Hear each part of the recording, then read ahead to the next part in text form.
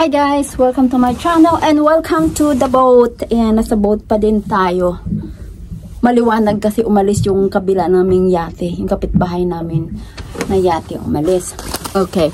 So for today's video is hindi muna tayo sasagot ng question and answer. Maya pag mayroon tayong time. Okay. So for today's video is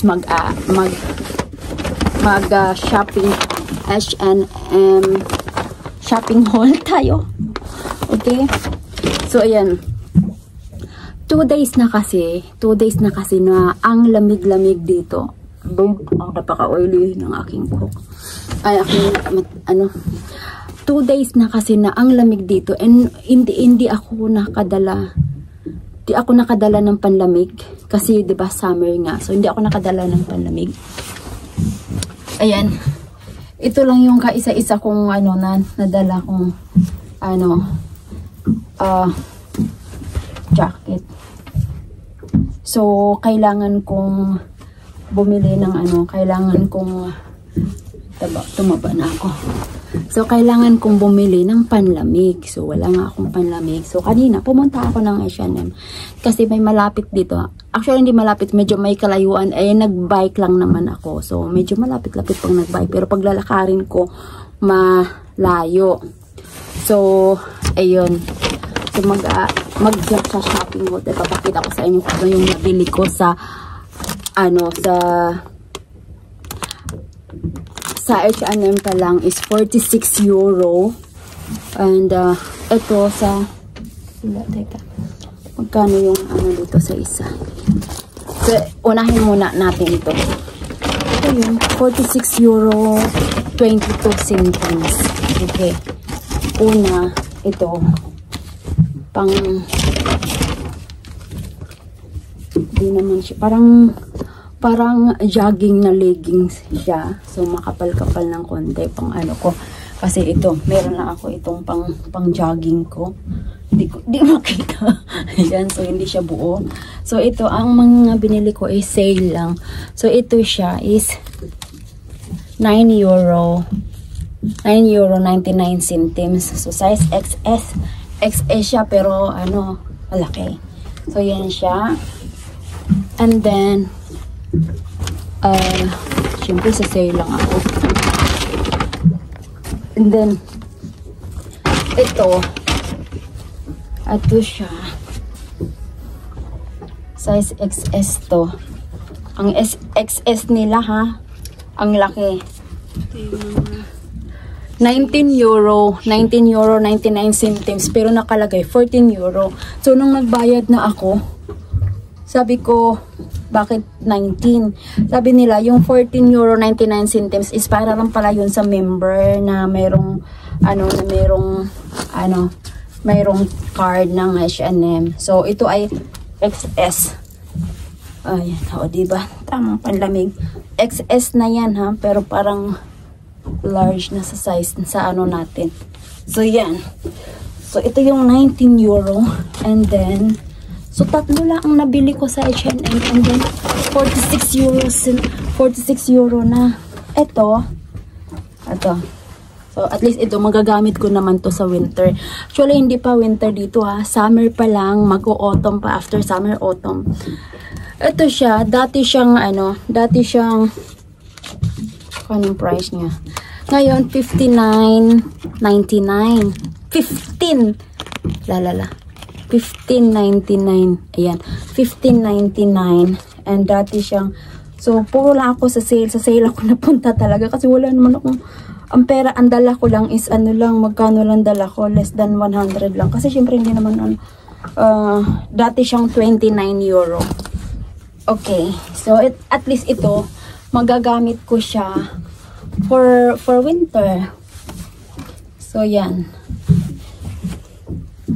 Ay, ang lucky. Ang lucky pala nito. Ayan, so at least size to? Parang kasi wala silang available na XS. Size small ito. Kasi sale na nga. May ganito pa. Tatanggalan ko to. Tanggalin ko yan. So yan. So yan lang yung tatlo na nabili ko sa sa H&M sa halagang 46 euro 22 centimes. Magkano yun sa ating 46 euro? Ang 1 euro ngayon is 61 point something or sometimes nag-62 point something. So, yun yung aking nabili. Tatlo. And of course, hindi ito sapat pag kami ay nag-travel. Hindi ito sapat sa lamiga. So, kailangan ko pang bumili ng makapal-kapal. Kaya, ang ginawa ko, pumunta ako sa kabilang shop.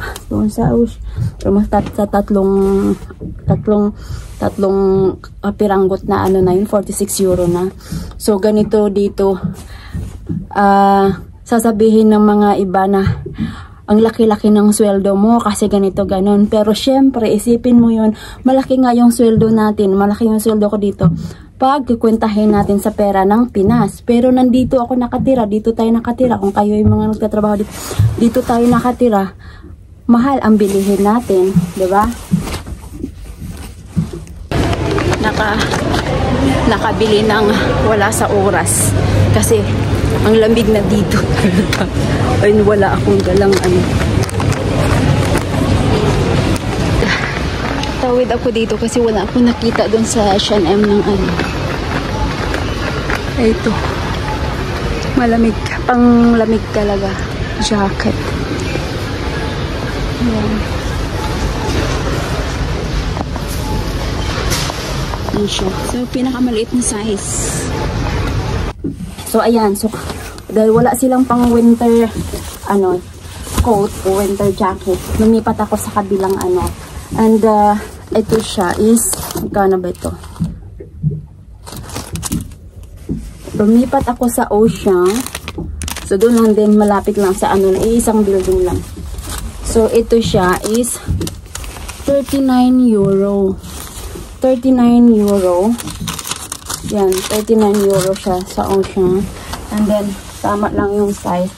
Actually, yung mga binibili ko pag nasa muna ako, sa Decathlon lang ako nabili. Mura kasi pumupunta ako sa kids size. Eh, kanina, yun, tama lang siya. At least, tama lang yung pero ano, dapat mas maliit pa. Pero okay lang, at least kung mayroon kang bag sa loob na ayaw mong mabasa, kung uulan, so pwede na. So parang medium size to. Pero dapat ano, XS lang ako. Pero wala, ito na yung pinakamaliit doon na nakita ako. So no choice, binili ko kaysa naman mangatog tayo sa lamig, sa hangin, lalo na pag nag-travel na yung aming yate. So dahil palamig na nga, so talagang bigla akong napasugod. So yung brand pala nito is CA. I don't know what is CA means. Cash advance. Cash advance. Ayun. So, yun lang muna. Yun lang muna yung ating shopping haul for today's video. And, pinakita ko lang sa inyo yung 3 perasong nabili ko sa H&M. H&M na yan ha. Mura. Yun na yung mumurahing shop, mumurahing damitan shop na yan dito. So 46 euro na, how much more kung yung mga mas iba-iba pang mas branded pa dito. So yun lang, bigla tayong napasugod dahil taglamig na. Tingnan mo, tinanggal ko yung aking sweater. Eh, nandito ako sa loob ng cabin ko. Malamig pa din. Eh, nakasara pa yung aking bintana. Oh. Pag binuksan ko yung bintana na yan, kita mo yung dagat. Diba? So, ayan. Nakapatong lang yung aking phone. So, yan lang po. Kunting lang yun. Video lang dahil nagbabalik na tayo sa ating mga video. And by the way, kung kayo ay bago pa lang sa aking YouTube channel at mayroon kayong gustong katanungan, ako po ay nagre-reply via video sa inyong mga tanong na tinatawag kong question and answer vlog. Okay, so mag-comment lang po kayo sa baba, mag-comment lang kayo kung anong gusto nyong itanong, and try kong sagutin sa abot ng aking makakaya. And hanggang nabulunan. Okay, so hanggang dito na lang po. Maraming salamat. Iinom mo ako. Bulo na ako.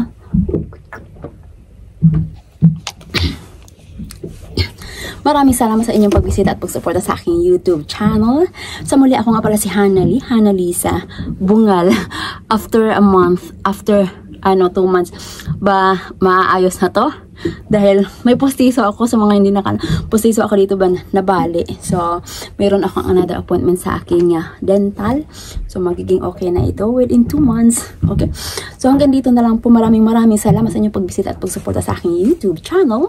Sa muli, ako nga pala si Hanalisa Vlogs. The Bisdak, ang Bisayang Dako, na dating OFW vlogger sa bansang Singapore na pinalad mapadpad sa bansang Monaco. Bye! See you in my next vlog!